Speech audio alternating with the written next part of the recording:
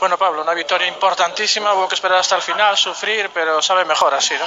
Sí, muy difícil, sobre todo por el equipo rival, por la situación en la que estábamos y bueno, al final acabó de la mejor manera y súper contento. Bueno, y otro gol de Pablo de falta directa, una de tus especialidades, hacía tiempo.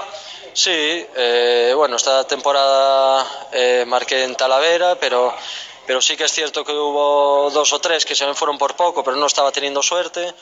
Y bueno, en esas situaciones es un recurso más, suelo buscar portería porque yo creo que es lo mejor y bueno, salió pues justo en el partido que más lo necesitábamos. Sí, porque según los resultados que se han dado, algunos de ellos, el perder hoy hubiera sido tremendo.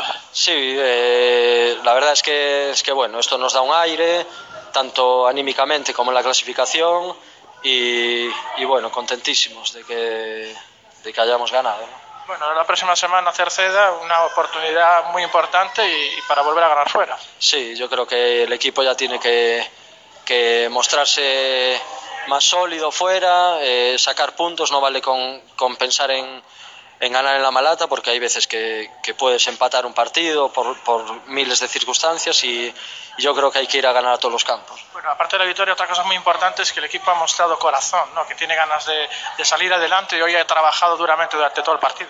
Sí, yo creo que todo el mundo se dejó la piel, ya le dije a tus compañeros que en el vestuario estaba la gente exhausta y a la vez súper contenta, ¿no?, por el trabajo que hicimos. Otras veces creo que también lo hicimos y no encontramos el premio, pero bueno, yo creo que hoy nos lo merecimos, sin desmerecer los méritos que hizo el Bouzas, que es un equipazo, y bueno, muy contentos, ¿no? Muchas gracias, enhorabuena. Vale, gracias.